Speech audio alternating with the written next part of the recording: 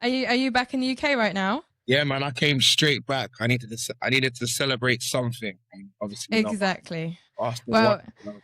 Exactly. Well, the people who don't know what we're talking about, obviously Arsenal won the Premier League, and of course they won their last fight against Crystal Palace. So their last match against Crystal Palace. So we are happy Arsenal fans right now, I think, myself and Shane. But let me go into, first of all, your last fight before PFL Bruxelles was in 2024, if I'm not mistaken, Shane. Is that correct? Yeah, man, that's correct, man. So what have you been getting up to since 2024? Because obviously you're a busy man. So let the people know what you've been doing in the combat sports space right now.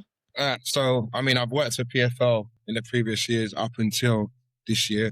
So I stopped working for them after the Leon show. So other than that, I mean, I've been trying to get fights. Obviously, I'm a coach as well. I've been training all over. Yeah, I've been around, but I just haven't been able to fight. But there's been no injuries, nothing. I've just been trying to stay ready.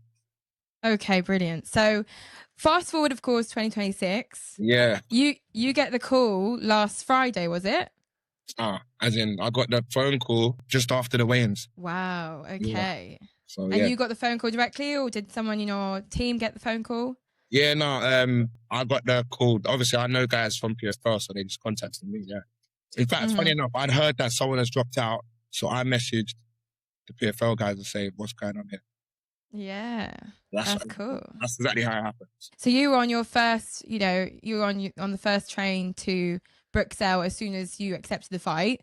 Yeah. What was that whole experience like for you? How have you? Is it the first time you're filling in short notice? Yeah, I mean, I've done a short notice before, but that's still like 10 days. Yeah, this is like unheard of.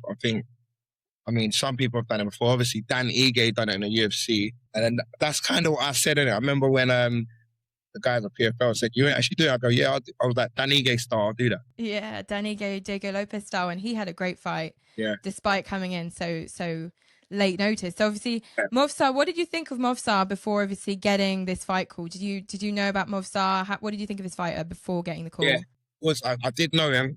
No, I knew of him, of course. Like, I'd seen him fight twice in the PFL when I was there. But obviously, it's bantamweight, so I always look at people in my weight class. So yeah, every time he was fighting, I was always going cage side to watch. That's cool. Yeah, so I was familiar. Okay, and how did that go for you? Of course, Shane, unfortunately the fight ended in the first round. Yeah. But what are your thoughts on the fight right now, and what's your mentality right now? Yeah, no, it's funny, like I was like proper beat up about myself, like because of the first round, orange, I'm like, nah, that like I felt like I could do better, of course. I literally just watched it like before the call. It was a lot better than I thought. Like everyone come up to me saying, no, he was doing fine. I was like, yeah. You're just saying it. But seeing it with my own eyes now, I'm like, you know what? Cool. But obviously, I know what I'm capable of. And obviously, I would have done it anyway, but I honestly really believed I would win. Whilst I was watching the fight, I must be honest, I didn't see it coming that it was going to finish in the first because you were very competitive. It wasn't like a one-sided sort of thing. I didn't see it coming either. And I think, people who are saying to you, you actually did a great job. They're right, because I don't think we could say you were completely dominated at all. Obviously, this man's been in a camp. You got the call the day before. Yeah, literally. I think it's fair to say that no one expected you to win, even though you had your chances in there, Shane. Yeah. So what is next for you in the PFL or in MMA? What would you like to do from now? I want another fight soon. Funny because I was hoping to fight on Aries on the 3rd of July. I don't know what's happening with that. Okay. That was all before PFL. So yeah, obviously I would like to definitely go back to PFL again. You were in talks with Aries to fight on the 3rd of July. Was that in their was that a Paris card, if I'm not mistaken? It's in the Adidas Arena. Okay. Yeah. So. That could have been cool. That could have been cool too. I'll be there. Well, see, I know that I don't think PFL back in Europe until maybe the end of the year. So I don't think they'll take me over to the States, but that would even be good. That'd be another experience. I'd like that. For sure. But otherwise, just even Hexagone would be good. But like I said, Aries looks like one Hexagon's great as well. I didn't even know that Hexagon existed. How long have you been following Hexagon for? I've not a couple of my teammates supporting them on there. Like, okay, that's cool. Yeah. Well, I thought in this interview we'd talk a little about the PFL Bruxelles card because I'm living in France, obviously, I know a lot of the French fighters on the card. And I don't know if you follow a few of the French fighters that have fought, obviously, at PFL, including, obviously, Patrick's obviously Belgian, but all of the French-speaking fighters like Patrick, Boris. There's a new guy called Baris Ige-style. I don't know if you've seen him. Yeah, no. He was at Lyon for the press conference. I saw him in the lobby. A little anecdote, but Shane and I met in December of last year. And two people were very instrumental in making sure my PFL Lyon experience was great. And Shane was one of those people. And Shane and Dan Hardy were the two people instrumental in making it a great experience for me. So I wanted to thank you again, Shane, for that experience. Okay. And it was really cool. So, but yeah, the French fighters. What do you think of the French-speaking fighters on the Bruxelles card? So we'll start with Patrick Habibora. What do you think of this guy? He's sick. He's sick. He's a cool guy as well, though. Like, obviously, I've been around him a lot. Get on really well with all the Belgian guys. So it was quite funny that I was now going to fight against one of them. Yeah, we've all been, the only one I had never really spoke to was Movsar. But again, that's because of the weight class. I don't really kind of see people like as a potential opponent. So I don't really get into it like that. But all Boris, Patrick, them lot are cool, man. Yeah, they're proper cool, good people. Boris had a spectacular performance. Both, of course, Boris and Patrick got the first round finish. What do you think of Boris's performance at middleweight? First time at middleweight. Yeah, no, that was good. I think he kind of even looked better. Yeah, might have even looked a bit better. Yeah, it was good. It was sharp. And he looked really sharp. Yeah, I think he's going to be very dangerous for this middleweight division. I don't know if he's going to be staying at middleweight or going back up to light heavyweight, but I just think either way he's a dangerous boy. But he did look very good. What do you think of let me say Nassourdine Imavov, for example? Nassourdine at UFC, number 1 contender, number 2 contender now for the middleweight division. What do you think of Nassourdine? I mean, yeah, he's good, yeah, but like I was upset. I'm a big Adesanya fan, so and then see that he was winning, then Imavov caught him. So but he's good. I think he's gonna be challenging like next. I think he could possibly win that title. Well, in France, we're currently waiting to hear when UFC are going to announce their Paris card. Yeah. And we've not had any news yet. I'm getting a bit worried, I might admit, because usually September. Yeah, it is September. They usually announce it around about this time. They announced it last year, I think, a little bit earlier. Yeah. And I'm starting to think the clock is ticking. Are they scrambling to find stars to put on our card? Yeah. So I don't know really what's going to happen, because obviously there's another star in France that has just gone to the MVP promotion, Jake Paul's promotion, Saladin Parnasse. I don't know if you've heard about Saladin. Yeah, I actually met him in the hotel. In the fire. Did you? Yeah. What do you think is next for him, and what do you think of him as a fighter? I think he's sick. I don't know what's next though. Like, I actually like the fact that he's not in the UFC because of he's doing big things and he's still getting loads of people talking about him, which is sick. Yeah. And he's always performing. But you do think that's UFC at the end of the day should be that's where he should be. That's what everyone's saying here in France. Of course, I've been looking at the comments on some of his videos. A lot of the French fans would love to see him in the UFC. Yeah. But of course, people know Saladin has been saying this for years. The UFC for him don't pay enough. Yeah. So he's going to look for the contract that's most attractive for him, but he has to also think of his legacy. I think there's I don't know what you think about this, but thinking about legacy and obviously financial benefits, there's you have to weigh them both up, because if you leave a great legacy, but maybe gain a little bit less money, you can still be proud of your MMA journey. What do you think of that? What's more important in MMA as a fighter? For ourselves, I think if you set out a goal, you kind of see what you want to fulfill and you've set out for yourself. Some people are money driven, some are not, some are just more like goal settings. Like me, myself, I've been times like now I'm trying to make a bit more money, which is good. But I've also had another goal. My goal was to fight on one of the bigger promotions again before I stopped. Now I've done that, but I ain't fulfilled it because I need a win there. So that's my goal. So when I see other people like the money driven side, it can be good, but then people then question you saying, have you actually, but you haven't tested yourself with like the top caliber. It depends on everyone. Everyone's different. Exactly. I mean, money is obviously important, especially for a fighter. You need money, sponsors, etc., to be able to fight full time. But there is sort of this idea that if you make money, it's because you win. So if you win, then you've got to be able to challenge yourself, going to those bigger promotions, challenge yourself against people that are of high caliber. And a lot of the critiques that some of the PFL fighters have been having is that they've not been challenging themselves against people that are of their level. For example, Patrick, a lot of people were disappointed with the fight in France because it ended too quickly. And they're saying, you know, obviously going up against Benson, who's obviously a retired fighter almost, three-time world champion in the UFC, but that was a long time ago.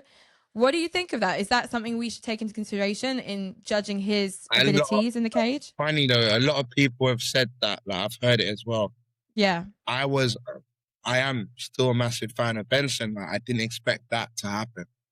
I didn't expect that. Like, so, that surprised me. So I just thought, this guy's good. Just straight away. Yeah. You can't take away that he is good. And obviously Benson looked great. Benson looked great at the weigh-ins. He looked great at these ceremonials. But I was training next to him in the fighter hotel. Like, he looked sharp. Like, when I can hear he's talking, I was like, this guy's good. It's just sometimes they get caught. Even the best ones can get caught. As we were saying earlier, Israel Adesanya got caught by Nasruddin. That wasn't what we were expecting. And it just happens sometimes. So it's just disappointing when it does. But do you think that Boris should go to the UFC, or should Boris stay in the PFL and start working his way up the middleweight division rankings? I think maybe stay in the UFC, PFL for a bit longer. And then, I stay here a bit longer and then move over. Yeah. And obviously in France we have, of course, Cyril Gane, who is going to be fighting Alex Pereira at the White House. What do you think of this fight, Shane? I'd like to know your opinion. Exciting because they're both strikers, and I know Cyril Gane's it's a fight I want to see because, like, you know, when you get the clash of styles where someone just wants to hold someone. Yeah. Now we should see a good fight, so it should be good. I can't even choose which way it's going. I mean, the natural me would say Pereira will win. Yeah. But it's not going to be as easy as just Pereira will win because of Cyril Gane's game. Cyril Gane's good at striker. So. Yeah. I mean, I'm really torn because I've been to Cyril's gym. I've seen him training. He's a great guy. I think it's going to be too tough for Alex Pereira. I really do. I don't see. I see a scenario where Alex wins, but I just don't see Alex KOing Cyril. I just can't imagine it. Yeah. I mean, maybe he will, but I see it more happening in the other way. So if Alex wins, I think it might be via UD, and Cyril may win via KO. So it's a real toss up. I get what you mean. So we're just gonna have to sit back and enjoy the White House card and see what happens. I feel Cyril might grapple a little bit. Yeah, maybe. Yeah. Maybe. Both guys, of course, have had a lot of critiques on their grappling. We're going to see, obviously, between these two strikers, between two kickboxers, former kickboxers, what their levels are in grappling, because up against each other, it's going to be quite interesting. But in France, we also have, of course, as you said earlier, Hexagone MMA. Do you know any of the fighters, the French fighters on that card, because on that roster? Because we have a new light heavyweight champion in Hexagone MMA who's called Baffoudi Gassama. I don't know if you know who Baffoudi is. No. Okay. He's a new light heavyweight champ at Hexagone MMA. Oh, I might have seen him. If I see a face like the photos, I might be, I know who that is. But yeah, I can't remember the name off it. Yeah, well, he's a real tough light heavyweight contender, and I think he'll be a big star one day. I think he'll probably come to PFL one day. I think, as did Baris Ige-style. Baris was a former champion as well, at Hexagone, and he's come to, of course, PFL. Got his first loss in PFL Saturday night. That was crazy. I did miss that fight. I was still, did you? Yeah, I was still in the back. But yeah, I kind of like know the people around Baris. I think I have to say, man, possibly. Or I know that he's close with my management people. So yeah. And what do you think of Taylor Lapillus, who obviously won via UD as well? He's looking better and better. I feel like every performance since I've seen him, every time it's got better and better. It's up. Yeah. Sharp. For sure. Yeah. For sure. But I think he's got good arguments now to ask for a title shot. 100%. Or very soon. 100%. I really hope so. Well, for me, obviously, the card was great. I loved the card, and there was a lot of great action, a lot of, PFL-esque KOs as we love, and obviously PFL I think is the more entertaining promotion when it comes to looking to entertain the fans. It's very fan focused. 100%. What have you noticed that, obviously John Martin's come in as the CEO now. What changes have been happening behind the scenes that you can, let us in on? What do you think has changed in PFL since he took over? Yes, I can't even. I don't really know. Like I've kind of not been around for that, so I can't really see the change. The only change that I can say is I don't work there no more. Okay. Yeah. Have they proposed anything to you since obviously Saturday? Are they going to be calling you back to see if you want to fight again? They did say they'll like to have me back. They'll try to get me back on. You never know. I'm someone that's grown up with people talking, saying things. So we never know. Let's see what happens. Hopefully it happens. But like I said, I did get I'm a bit more optimistic about it because people did really come up, all of the staff in the back, Dan, Mike Hogan, all the other guys on the back were yeah, man, I would want you back when that was good. So yeah. I think that they owe you one anyway. As soon as I saw you took that fight, I was like, whatever happens on Saturday, the PFL owes at least one fight to Shane to let him shine on the big stage, because that's kind of what they do when you got a guy that comes in short notice. Movsar was delighted, I think, to have an opponent. He was saying at the press conference. He was saying. I spoke to him after. He just came back into the change room. Even though he spoke to me briefly, he came again. I was like, thanks so much. Because it's obviously disappointing when your fight is cancelled, but of course that's something that happens in MMA. A lot of fights get cancelled. Hexagone MMA were doing a big event in Lyon next month. They're still doing it, but there's one of the biggest fights on their card that was cancelled, unfortunately. Do you know who Norbert Naveni Jr. is? Yes. Norbert got injured. Did he train in London? Yeah, he trains in London, of course, and I was delighted to meet him because obviously I'm from London, so I was able to talk to him very easily and everything. But he was supposed to fight in Lyon on the 12th of June. He's pulled out because he's injured. So obviously a lot of the fans were shouting, saying things in the comments, saying, I've bought tickets, blah, blah, blah. But that's MMA. We can't, it happens. How many times it happened at UFC? It happens all the time. All the time. Exactly. And sometimes they find a replacement and they can, make the fans happy. And sometimes, unfortunately, they can't. Exactly. And in this case, they don't want to because there's obviously a tournament going on, so they can't replace Norbert with anyone else. So they're having to put another date in for this fight. But for obviously Movsar, you were able to come in last minute, which is a really great thing. And then obviously all the Movsar fans were probably happy that he was fighting. I think some people did come from Movsar. Yeah, people bought tickets. They wanted to. Yeah. And what was the atmosphere like in Bruxelles? What was the stadium like? It was so sick. So I'm glad that I'd experienced it before, so I knew what I was going into for the fight. Yeah. I was like, all right, it's gonna. I was telling my boy, one of my teammates, I was like, yo, it's gonna be crazy, bro. They're all gonna be against me. It's gonna be loud. Well, I didn't hear too many people booing. There were a few people, but not too many. Yeah, no, it's when I was walking out, they were talking shit. Oh, really? No. Yeah. Well, it's nothing. It's okay. It's sport at the end of the day. Yeah, it is. But obviously, they can be happy that you stepped in, so they can see their Movsar step into the cage anyway. So they can't talk that much, but at least obviously the Belgian fans were hyped for the fight, and I think you both put on a great show, and I think anyone would be able to thank you, Shane, for what you did, and hopefully we'll see you in the future in PFL. If it's not the PFL, have you got any ideal opponents that you would like, even just imaginary opponents that you would love to fight one day in your weight class?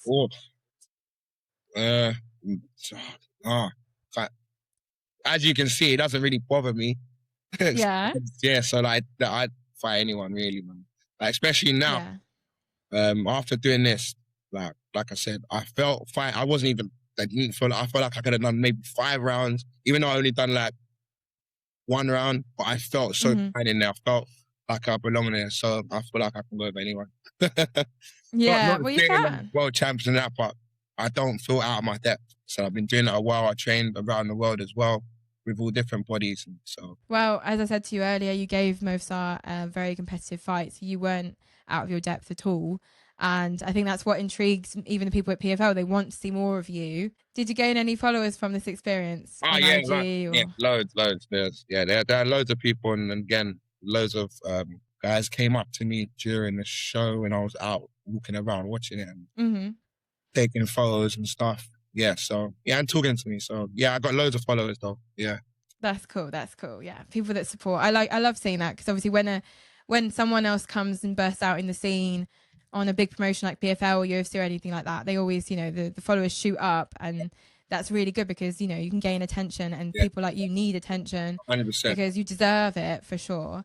And social media, obviously, today is so important. Yeah. In terms of injuries, Shane, I see you've obviously you had a few stitches gone. How many stitches did you get in? They said 2, but I feel like it might have been 3 in the end. Not sure.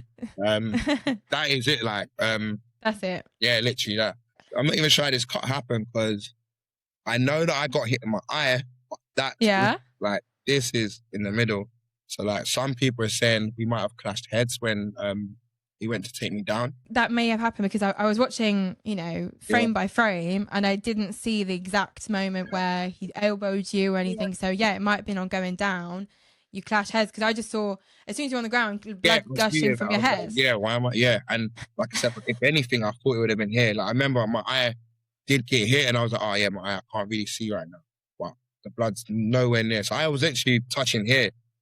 So, yeah, just some collateral damage from a head. Yeah. And there was a fight. Hang on, there was a fight on this card. I need to put it up because I haven't got all the fights in my brain. There was a fight where there was a headbutt, or an attempt to headbutt. And how was that? Joe Schilling's fight. Schilling. Exactly. What did you think of Joe Schilling actually making that decision to pull out of the fight after that?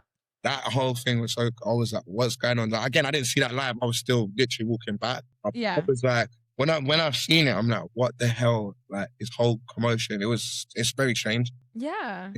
It was so strange. I didn't hear it, I need to really watch it, but I think they broke it, stopped it, started, and next minute, in my final, I was like, that's quite weird. Yeah. They did remove, obviously, a point. They took off a point. He, of course, wasn't happy that the headbutt was attempted, but the headbutt didn't happen. Obviously, the intention was there, so whether or not it happened, it's not a great thing. Yeah. But I've never seen personally someone refuse to fight because of that. Yeah. If the ref sanctions the person, gives them removes a point, for me that's enough to continue the fight. But he must have been really pissed off. Yeah. That was a headbutt. But you know what? When you're pissed off, with me, I'm now gonna want to beat that person up even more. Yeah. I'll be like, let's get out, let's fight now. There was a fight in the UFC recently where someone, I think it was an eye poke. I'm going to try and think of who it was, but I don't have it on the top of my head. But they got an eye poke, a few eye pokes in the fight, and the ref didn't take any points away. And it just fueled the person up to go in and just smash them up. Yeah. Heavyweight guy. Yeah, I think it was. Yeah.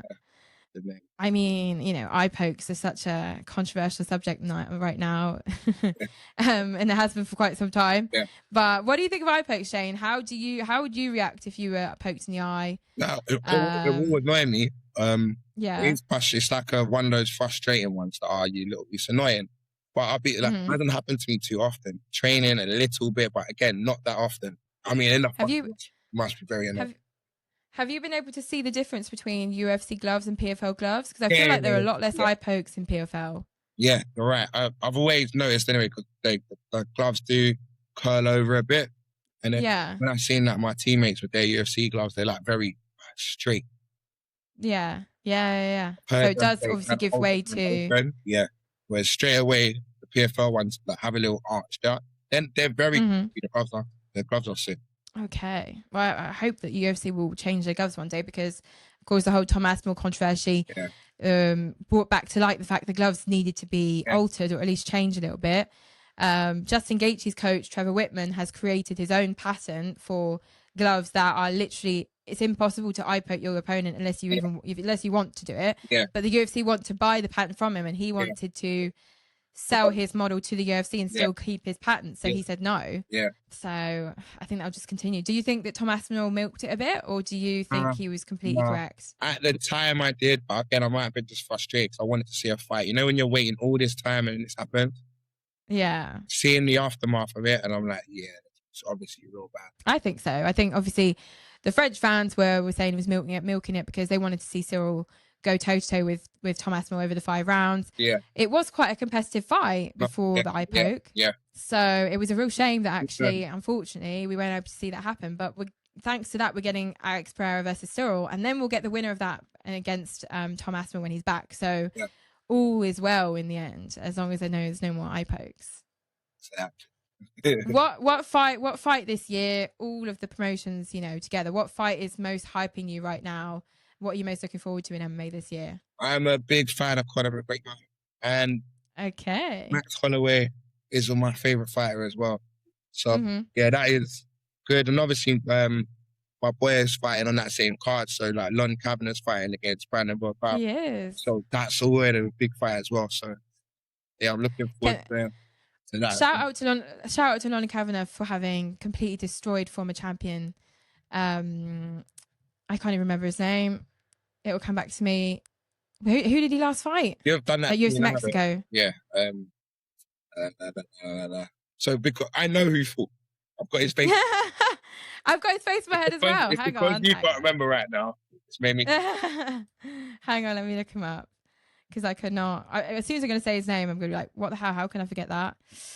Moreno, Brandon Moreno. I was going to say Brandon. Yeah. Yeah. He's fighting another Brandon, of course, in Royval next, but he completely shined against Moreno. So, of course, I think you must be happy for him rising up the flyweight rankings that quickly. Yeah, man. And that is going to be a sick card as well. Obviously, Conor, Max moving up to welterweight to fight Conor. What do you think of his move up to welterweight? Yeah, I just feel like he's just not going to cut weight. Do you know what I mean? I don't think so. Yeah, I don't think he will. Yeah. He looks like a natural welterweight. Yeah. He'll probably just train. Yeah. I don't think he's going to be like bulking up to get there. I think it's just that because I don't think with Conor he's not wrestle and stuff. So yeah, but obviously Conor, we're going to see him at welterweight, so I don't know what he's going to look like. But I don't think he walks around that heavy compared to a welterweight fighter, so he's going to probably cut a little bit. Yeah. But he has got Conor's really big up here.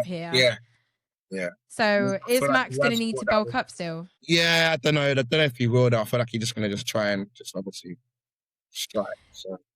Yeah. So we're very excited for International Fight Week, of course, in July. Yeah.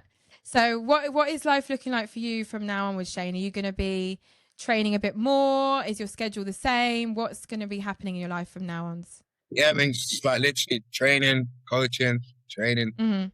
Wait until I get a next call up, next fight, where just get something done. Ideally, I would like something I always want something more at the start of the year, the first half before the summer. So I usually travel during the summer period. So I had to get something in July. Okay. That's my next one. Yeah, July will be good. Well, let the people know where you coach and what gym you coach in. So if anyone wants to be coached by you one day, let us know where you're at. Yeah, no, I'm coaching in, I actually train out of this gym as well. So I'm at GB Top Team and Black Diamond. Black Diamond's where I do my striking. So yeah, I get like compliments on my striking in the fight. I do it in Black Diamond with Daniel. You might see him on social media as well. Of course. How could you not have seen him on social media? He's incredible. He's incredible. So yeah, I coach in that gym and I coach in MMA Den as well. I've got a few younger fighters coming out of there, so yeah. Okay. Well, hopefully we'll see some of those younger fighters that you're training with currently work their way up in the MMA world. Yeah. Thank you so much for giving me your time, Shane. And thank you again for your performance on Saturday. Thank you for filling in for Movsar. I think everyone can say thank you to Shane because you saved the card, basically. I don't think there were any other hiccups on the card. There were no other pullouts, as far as I'm aware. Yeah. I just wanted to shock the world. I did already, but I wanted to, in a way, play a spoiler, shock the world that way. So, yeah. Yeah. Well, I think, you've got time to shock the world, Shane. And you did shock the world anyway, taking that fight. So, and it was people were saying, obviously, courageous of you and brave of you because Movsar's not an easy opponent. Yeah, so, quite honestly, thank you. Day. Yeah. Right. Well, that's what I've got for you, Shane. Thank you very much for giving your time. I'll link every bit of the social medias that I've got you on. Are you on TikTok at the moment, Shane? Yeah, I'm as well. Yeah, it's Litz MMA on TikTok. Okay, Litz MMA. I'll link all of Shane's social media down below, and this will go on IG and YouTube, of course. So anyone looking to train in London, in the UK, with Shane, just link up with Shane in his Instagram or any of his social media. And thank you, Shane. Follow his journey. Thank you for having me. Thank you very much. Thank you. Thank you so much, Shane. And hopefully I'll see you soon, Shane. Yeah, man. See you later. Yeah. Bye.